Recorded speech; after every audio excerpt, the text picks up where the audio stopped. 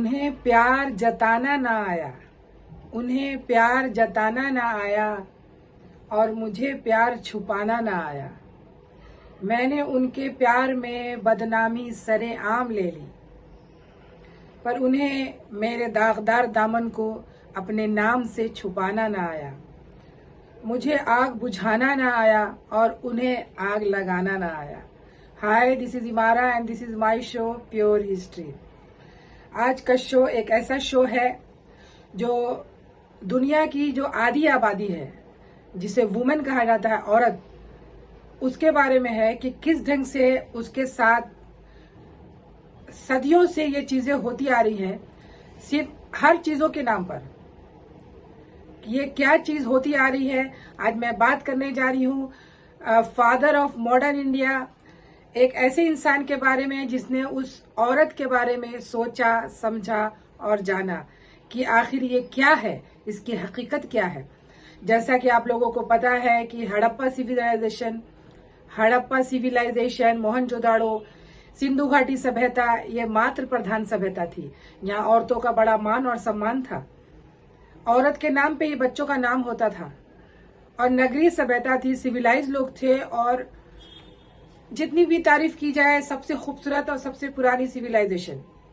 पर जैसे जैसे आगे वैदिक काल में भी औरतों की पोजीशन बहुत लाजवाब थी, मैंने पहले भी वीडियो में बताया है।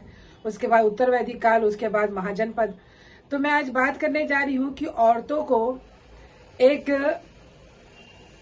एक वस्तु कब से जाना जाने लगा कि वो एक वस्तु है, कोई चीज है, उसके अंदर कोई जान नहीं है।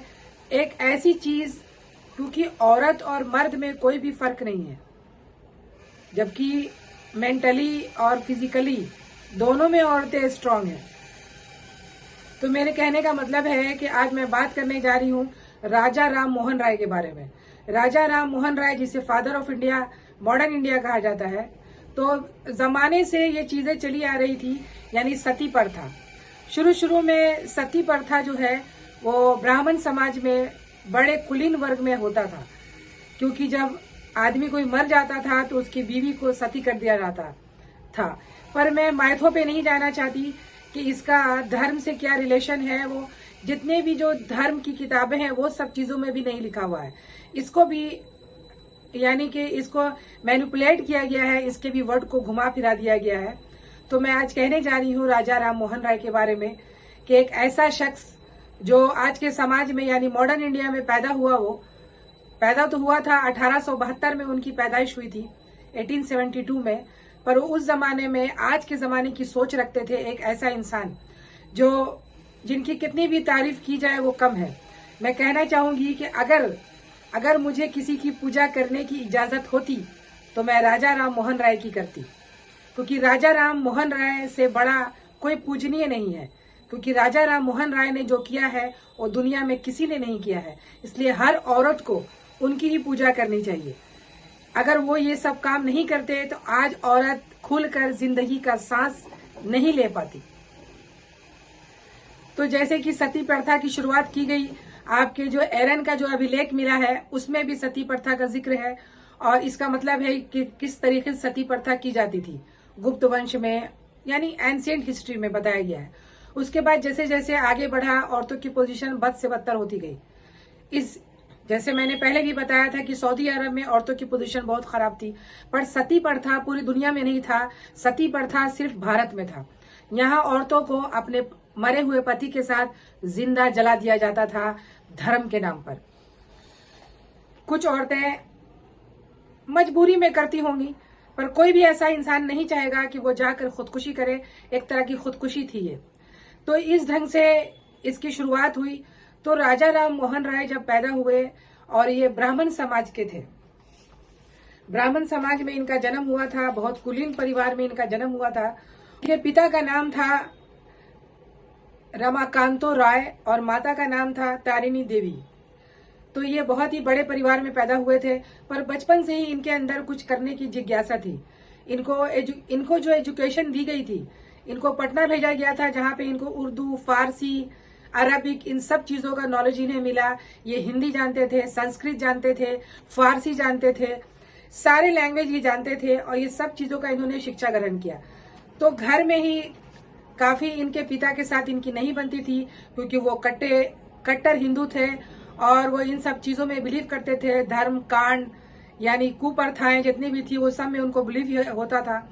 पर राजा राम मोहन राय सबसे अलग थे, उस परिवार में रह के भी वो सबसे अलग थे। और समाज में जो चीजें हो रही थी उस जमाने में, जिस ढंग की चीजें हो रही थी, जैसे बाल विवाह, 6 साल की बच्ची की शादी 60 साल के आदमी के साथ किया जाता था, जैसे पॉलीगैमी, एक आदमी 10-10 शादियां करता था, ये सब चीजें मुस्लिम में नहीं था, ये सब चीजें हिंदुओं में था। ये ऐसी कुप्रथाएं चालू हो गई थी जिसका धर्म से कोई लेना देना नहीं था। तो इसी वजह से जो है राजा राम मोहन राय इन सब चीजों को देख रहे थे, परख रहे थे और उन्हें बहुत तकलीफ हो रही थी। तो सबसे पहला झटका उन्हें तब लगा जब उनकी खुद की भाभी यानी उनके बड़े भाई का देहांत हो जाता है और उनकी खुद की भाभी को सती करने के लिए ले जाया जाता है। उनकी भाभी का नाम था अलक मंजारी। वो सिर्फ 17 साल की थी और उनको जबरदस्ती उन्होंने बहुत कोशिश की, लेकिन पूरा परिवार इनके खिलाफ था। आखिर उनको सती कर दिया जाता है अलक मंजारी को। इनके दिलो दिमाग पर ये चीजें बर्दाश्त से बाहर थी, काबिले बर्दाश्त नहीं था कि ये चीजें क्या हो रही है यहाँ पे और कैसे इन चीजों को रोका जाए। तो इस वजह से ये बहुत परेशान थे। तो काफी दिनों के लिए ये तिब्बत चले गए, जहाँ पे इन्होंने बौद्ध धर्म यानी बौद्ध धर्म की भी शिक्षा ली और काफी सालों ये तिब्बत में रहे, वहां से भी वो आए। उसके बाद इन्होंने 1814 में ईस्ट इंडिया कंपनी में भी नौकरी पकड़ी इन्होंने, और ईस्ट इंडिया कंपनी में नौकरी पकड़ने के बाद फिर वहां भी इनका दिल नहीं लगा और फिर उसे छोड़कर फिर इन्होंने काफी दिनों बाद धीरे धीरे ये जैसे ये काम कर रहे थे, तो उन्होंने फिर एक आत्मीय सभ्यता का निर्माण किया 1828 में, जो आगे चलकर यही जो है ब्रह्मा समाज कहे जाने लगा। तो कहने की यही कहा जाता है कि इन्होंने इतनी कोशिश की, जब ये वापस आए और इन्होंने अपना सारा काम धंधा छोड़कर समाज सेवा में लग गए, औरतों को बचाने में लग गए, उसकी जिंदगी को संवारने में लग गए कि कैसे कहीं पे भी किसी आदमी की मृत्यु होती थी वो उस जगह पे पर्सनली चले जाते थे और जाने के बाद जो है उसे रोकने की कोशिश करते थे कि ये क्या हो रहा है, ये गलत हो रहा है, और कैसे भी कन्विंस करके, बहुत मुश्किल से कन्विंस करके औरतों की जान बचाया करते थे। पर मैं जब इतिहास में जाऊं तो पिछले आप जिसे बहुत सारे ऐसे बादशाह गुजरे जिन्होंने सती प्रथा को रोक लगाने की कोशिश की, पर वो कामयाब ना हो सके। जैसे सबसे पहले मोहम्मद बिन तुगलक को मैंने बताया कि उसने सती प्रथा को रोकने के लिए कानून बनाया था, पर कट्टर हिंदुओं ने इसे रोकने नहीं दिया और फिर आगे ये चलने लगा। बाद में अकबर ने काफी चीजों का निर्माण किया और अकबर ने सती प्रथा को रोकने के लिए काफी कानून बनाया। उसके बाद जहांगीर ने भी सती प्रथा को रोकने की कोशिश की। उसके बाद औरंगजेब, जिसे आप इतना गलत कहते हैं, उसने भी सती प्रथा को रोकने की कानून बनाया और बहुत कोशिश की कि इन चीजों को रोका जाए, पर ये नहीं रुका और ये बढ़ता रहा और चलता रहा। और ये चलते चलते इतना आगे बढ़ गया कि अभी लास्ट का जो केस मैंने बताया था 1990 में, जो राज कन्वर नाम की लड़की, राजस्थान में ये केस हुआ था, इस पर मैंने वीडियो बनाया है। तो ये लास्ट तक रहा, यानी कानून के बाद भी। तो राजा राम मोहन राय ने आखिर क्या किया, 1829 में एक कानून बनाया जिसमें लॉर्ड विलियम बेंटिक के साथ मिलकर के, जो गवर्नर जनरल था वहां पे, उसके साथ मिलकर एक कानून पास किया गया। और कानून पास करने के बाद जो है इसे लंदन भेजा गया कि सती प्रथा पे परमानेंट रोक लगा दी गई है। तो पर जैसे ही इन्होंने शुरुआत की कि सती प्रथा पे रोक लगेगी, तो इनके अगेंस्ट में लोग होने लगे कि ये जो है हिंदू धर्म के खिलाफ ये काम कर रहा है। सिर्फ हिंदू धर्म ही नहीं, ये सती प्रथा ही नहीं, ये मूर्ति पूजा के भी सख्त खिलाफ थे। ये ब्रह्मा में बिलीव करते थे, एक ईश्वरवाद में बिलीव करते थे। इनका कहना था कि ईश्वर सिर्फ एक है, दूसरा नहीं है, बिल्कुल नहीं है। और ये जातिवाद, जितने भी जो है कास्ट सिस्टम, ये सब के ये खिलाफ थे। इनका कहना था ये सब चीजें गलत है, जो समाज में नहीं है, जो हमारे किताबों में नहीं है, वो ये चीजें कहाँ से आ गई है। तो इन सब चीजों को ये दूर करना चाहते थे। तो इस तरीके से लोगों ने समझा कि ये हिंदू धर्म के खिलाफ है, हिंदू धर्म के नहीं। कुछ लोगों ने सोचा कि ये शायद क्रिश्चियन में आ जाएंगे, क्रिश्चियनिटी अपना लेंगे, पर ऐसा नहीं हुआ। उन्होंने क्रिश्चियन के खिलाफ भी एक किताब लिखी, प्रीसेप्ट ऑफ जीसस। इसमें ईसाई धर्म की उन्होंने बुराई की। उसके अलावा इन्होंने बुक तूफत मुवाहिदीन इन्होंने फारसी में लिखा, और जिसे कहते हैं गिफ्ट, एक ईश्वरवाद के बारे में इन्होंने लिखा। और इन्होंने 1822 में भी एक किताब लिखी थी। ये आइडल वर्शिप के बहुत ही खिलाफ थे कि मूर्ति पूजा जो है बिल्कुल गलत है और बहु ईश्वरवाद भी गलत है। ये ब्रह्मा में बिलीव करते थे, यानी एक ईश्वरवाद, दुनिया में दूसरा नहीं है, यानी सब समान है, हम सब भगवान ईश्वर की औलाद हैं और हम सब एक हैं। तो इस ढंग से राजा राम मोहन राय ने बहुत कोशिश की हर चीजों को आगे बढ़ाने की। ये एक सच्चे हिंदू थे, यानी अच्छे सनातनी थे ये। जैसे उस जमाने में स्वामी विवेकानंद, राजा राम मोहन राय, ऐसे बहुत सारे लोग थे जो समाज को और अपने धर्म की किताबों को सही ढंग से पेश करना चाहते थे नौजवानों के सामने, क्योंकि उसके अंदर बहुत सारी कुप्रथाएं अंदर डाली गई थी। तो उन्होंने 2 कॉलेज की भी स्थापना की थी। एक तो हिंदू कॉलेज उन्होंने कलकत्ता में स्थापित किया था और दूसरा जो है एक वेदांत कॉलेज। तो जब इन्होंने हिंदू कॉलेज बनाया और आत्मीय सभा बनाई, तो उसमें जो है एक मेंबर जो है देवेंद्र नाथ टैगोर भी थे, जो रविन्द्रनाथ टैगोर के दादा थे। तो इन्होंने ये सभा बनाई और आगे चल करके ये ब्रह्मा समाज जो है, जो ब्रह्मा समाज उन्होंने बनाया था, तो आगे चल करके 2 भागों में विभाजित हो गया था। पहला तो ये आदि ब्रह्मा समाज बन गया, जिसे देवेंद्र नाथ टैगोर ने संभाला, और दूसरा जो है केशव चंद्रा ने संभाला, भारतीय ब्रह्मा समाज की स्थापना की। तो ये लोग ओरिजिनल वेद को मानते थे, यानी इन्होंने जब भी लोगों ने इन्हें क्रिटिसाइज किया कि तुम धर्म के खिलाफ जा रहे हो, तो इन्होंने वेद को आगे किया, पुराण को आगे किया और कहा कि किसी भी किताबों में, किसी भी धर्म की किताबों में सती प्रथा का जिक्र नहीं है और कहीं पे भी सती प्रथा का जिक्र नहीं है, तो ये धर्म से कोई रिलेशन नहीं है इसका, क्योंकि ये बिल्कुल गलत है किसी भी इंसान को जिंदा जला देना। मैं ये कहूंगी कि जिस ढंग से समाज में सती प्रथा गंदी चीज थी, उसी ढंग से समाज में ये हलाला का जो सिस्टम है मुसलमानों में, मैं इस पर भी आवाज उठाना चाहूंगी। जो हलाला है, इसका ना कुरान से मतलब है और इसका ना ही जो है हदीस से मतलब है। ये कहाँ से आया, ये कुप्रथा कैसे आया? जैसे सती प्रथा आया, सती प्रथा में औरतों के जिस्म को जलाया जाता था, उसको जिंदा जिस्म को जलाया जाता था, और हलाला में औरत के आत्मा को जलाया जाता है, उसकी आत्मा में आग लगाई जाती है। जो ये काम, जो हराम काम किया जाता है, ये हलाला का काम, ये बिल्कुल गलत काम है। इस पर भी रोक लगानी चाहिए और इस पर भी कानून बनाना चाहिए कि ये जो हलाला है ये समाज से बिल्कुल खत्म कर देना चाहिए, जैसे सती प्रथा को खत्म कर दिया गया। कि राजा राम मोहन राय जो है काफी काम कर रहे थे लोगों के लिए, बहुत सारी चीजें, जैसे इनको जो है लैंग्वेज, बंगाली, अरबी, फारसी, संस्कृत, इंग्लिश, इन सबका ज्ञान था और इन्होंने कई पत्रिकाएं निकाली। यानी इनके काम से सुभाष चंद्र बोस ने इन्हें युग पुरुष का नाम दिया, कि सुभाष चंद्र बोस ने कहा कि ये युग पुरुष हैं। और जो इनका जो नाम है, इनका असली नाम मोहन राय था, मोहन राय। राजा इनको मुगल बादशाह अकबर सेकंड ने इनको खिताब दिया था इनके कामों की वजह से। ये समाज के लिए इतना कुछ कर रहे थे, किसी राजा से कम नहीं थे। तो मुगल बादशाह अकबर सेकंड ने इनको राजा का खिताब दिया, तभी से इनके नाम में राजा राम मोहन राय लगा। इसके पहले ये राम मोहन राय थे। उसके बाद इस ढंग से ये समाज के लिए खुलेआम बगावत कर रहे थे। तो इनके खिलाफ जो है राधा कांत देव एक थे, जिन्होंने धर्म सभा की स्थापना की, और उन्होंने जब इन्होंने सती प्रथा के खिलाफ कानून पारित हुआ, तो उसी वक्त कुछ लोगों ने, जैसे राधा कांत देव ने, इस कानून के खिलाफ जो है, मतलब कि सती प्रथा होनी चाहिए, इसके सपोर्ट में उन्होंने कानून बनाने की कोशिश की। और बहुत सारे लोग थे जो इन्हें हिंदू के खिलाफ, लोगों के खिलाफ, कोई कहते थे ये क्रिश्चियन है, कोई कहते थे ये मुस्लिम है। ये एक हिंदू थे। और एक ईश्वरवाद जो हिंदू का सही परिभाषा है, एक ईश्वरवाद, मोनोथिज्म, ये एथिस्ट नहीं थे, ये मोनोथिस्ट थे। मोनोथिस्ट का मतलब होता है एक ईश्वरवाद में विश्वास करना, और ये इन्हीं को मानते थे। और पूरे दुनिया में अगर कोई भी धर्म है तो सभी एक ईश्वरवाद में ही बिलीव करता है। राजा राम मोहन राय ने ब्रह्मिकल, वेद मंदिर, संवाद कॉमेडी, मिरात उल अखबार, वंग दूत आदि पत्रों का प्रकाशन भी किया। यानी इतने सारे किताबें, यानी मैगजीन निकाली, 2 किताबें लिखी थी, ये सारी मैगजीन निकाली। फारसी में 3 लैंग्वेज में निकाली इन्होंने। जैसे ये जो बंग दूत है, ये जो मैगजीन थी पत्रकारिता, तो इसको इन्होंने हिंदी, बंगाली और फारसी तीनों में निकाली।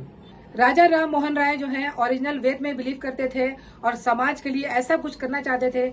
आज के जमाने में लोग करता तो लोग बोलते कि चलो कोई बात है, पर ये उस जमाने में ये काम कर रहे थे जिस जमाने में कुछ बोलना, यानी ऐसे लोग थे जिसको गुलिबल पीपल कहते हैं, जो धर्म सभा ने बोल दिया, जो किसी ने बोल दिया उसको मानना है। कि उसके बाद इनको जो है लंदन भेजा जाता है, क्योंकि इनको ऐसा लगता है कि लोग सती प्रथा के खिलाफ जो है कुछ और, यानी उसको वापस से लागू ना कर दे, इसके लिए वो लंदन जाना चाहते थे। वो लंदन गए और लोगों में ये अवधारणा थी कि जो समुद्री रास्ते से जाता है वो अछूत हो जाता है और वो जिंदा वापस नहीं आता है। इस अवधारणा को गलत करने के लिए राजा मोहन राय ने समुद्र के रास्ते से ही जाना शुरू किया और 1833 में ये जो है लंदन गए।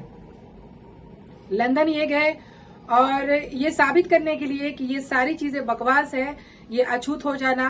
पर दुर्भाग्यवश लंदन में ही ब्रिस्टल में, ब्रिटेन में उनकी मृत्यु हो जाती है और उनकी बहुत बड़ी स्टैचू, यानी उनकी मूर्ति जो है, प्रतिमा वहां लगी हुई है लंदन में, इनकी ब्रिस्टल में। तो इस ढंग से जो है राजा राम मोहन राय ने हमारे समाज के लिए ये काम किया और लोगों को ये बताया कि समाज क्या होता है। समाज वो होता है जो लोगों के भलाई के लिए काम करता है, जिसमें लोगों की भलाई के बारे में सोचा जाता है कि इंसान की अच्छाई और बुराई, यानी समाज इसीलिए बनाया जाता है कि लोग अच्छे ढंग से जी सके, सिविलाइज हो सके, इसलिए नहीं कि वो अनसिविलाइज हो जाए और ऐसी कोई भी उटपटांग बातें समाज में और लोगों के बीच डाल दिया जाए जिसको मानना जो है मुश्किल हो जाए। तो इस ढंग से राजा राम मोहन राय ने समाज में बहुत सारा काम किया। इनके इतने सारे दुश्मन हो गए हैं जिस ढंग से इनको बहुत क्रिटिसाइज झेलना पड़ा कि ये जो है ये गलत काम कर रहे हैं, ये गलत काम कर रहे हैं। वो ऐसा कुछ नहीं कर रहे थे। आज अगर औरतें खुश है और वो बची हुई हैं तो सिर्फ राजा राम मोहन राय की वजह से। जब लोगों ने धर्म का नाम लेकर उनके खिलाफ केस मुकदमा दर्ज करना शुरू कर दिया कि ये धर्म के खिलाफ जा रहा है, तो उन्होंने सामने अपने वेद और पुराणों को लाया और कहा कि दिखाओ कहाँ है वेदों में लिखा हुआ, कहाँ है पुराणों में लिखा हुआ कि ये सती है, उसके अंदर मरने के बाद औरत को सती कर दी जाएगी। कहाँ है 6 साल की बच्ची की शादी 60 साल के आदमी के साथ कर दी जाए। तो ये सब चीजें गलत थी। इनके जाने के बाद ईश्वर चंद्र विद्यासागर ने काफी कुछ संभाला इनके कामों को और समाज को सुधारने की कोशिश की कि समाज को वो औरतों के लिए, बच्चियों के लिए, विडो मैरिज के लिए, कि समाज में जैसे कि वो कम एज की लड़कियां जो विडो हो जाती हैं, आपने देखा होगा राज कपूर ने एक पिक्चर बनाई थी प्रेम रोग, जिसके अंदर उन्होंने समाज में जो कुप्रथाएं चल रही थी उस जमाने में, उसके खिलाफ उन्होंने ये सती प्रथा के खिलाफ, विडो मैरिज के सपोर्ट में उन्होंने ये पिक्चर बनाई थी प्रेम रोग। शायद ही लोगों को इसका असर पड़ता, क्योंकि पिक्चर का भी काफी जो है इम्पोर्टेंस रोल रहता है। लोगों को ऐसी पिक्चरें बनानी चाहिए जिससे समाज में जो है, समाज में जागृति आए, लोगों को अवेयरनेस आए कि हाँ ये समाज में ऐसी चीजें जो गलत है उसको छोड़ दी जाए। तो ऐसी पिक्चर बनानी चाहिए। तो इस ढंग से जो है राजा राम मोहन राय ने इतनी सारी चीजों को उन्होंने काम किया, इतनी सारी किताबें लिखी, इतने सारे मैगजीन निकाले और मैगजीन हर लैंग्वेज में निकाला। उनसे बड़ा कोई बड़ा फिलोसफर नहीं था, एजुकेटेड नहीं था, इतने ज्यादा एजुकेटेड थे, इतने लैंग्वेजों का ज्ञान था। वो कुरान पढ़े हुए थे, वो बाइबल पढ़े हुए थे। तो लोगों ने समझा कि बाइबल को भी वो गलत बोल रहा है, पर उन्होंने हिब्रू लैंग्वेज भी सीखा ताकि लोगों को असली बाइबल को बता सके। जहां गलत है सो गलत है, ना कुरान के अंदर है ना हदीस के अंदर है। कोई भी चीज अगर गलत आता है तो समाज से आता है। समाज में कुछ ऐसे असामाजिक तत्व के लोग होते हैं जो हमारे समाज में आ करके हमें जो है बरगलाते हैं और हमारे सामने ऐसी छोटी गंदी चीजों को हमारे सामने पेश करते हैं जिन्हें लोग इजीली एक्सेप्ट कर लेता है। पर उनका कहना था कि अगर आप एजुकेटेड हो तो आप क्वेश्चन करना सीखो, सवाल करो और जवाब दो, क्योंकि अगर हमें खुदा ने दिमाग दिया है कि ये चीज ऐसा है तो ऐसा क्यों है और हम ये काम क्यों कर रहे हैं, कि भाई हमें जब ये चीजें गलत है, कोई बोलेगा कि 2 और 2 3 होता है तो क्या आप मानेंगे? नहीं मानेंगे, क्योंकि एजुकेशन में है कि 2 और 2 4 होता है। तो जब 2 और 2 3 नहीं होता है तो इनका कहना था राजा राम मोहन राय का कि आप जो है लॉजिक में बिलीव करें, रियलिटी में जाने, आप एजुकेशन यानी हर को पढ़ाई करना जरूरी है, बच्चियों को पढ़ना, खासकर औरतों को पढ़ना, क्योंकि अगर एक औरत पढ़ेगी तो पूरा परिवार एजुकेटेड होगा। उनका कहना था राजा राम मोहन राय का कि आप जो है समाज में जितनी जो कुप्रथाएं जो आती हैं वो कैसे आती हैं, क्योंकि औरतें चुप रहती हैं। अगर कसाई खाने में एक बकरे को काटा जाता है तो दूसरे बकरे का भी नंबर आता है। तो इस ढंग से औरतों को भी हमेशा गलत चीजों के खिलाफ अपने आवाज को रेज करना चाहिए, आवाज उठानी चाहिए कि ये गलत है सो गलत है, हम इसे नहीं मान सकते। तो मैं यही कहना चाहूंगी कि वुमेन्स यानी वुमेन तो सब कहते हैं वुमेन, तो वुमेन जो असली वुमेन तभी होगा जब by women for women of the women. धन्यवाद।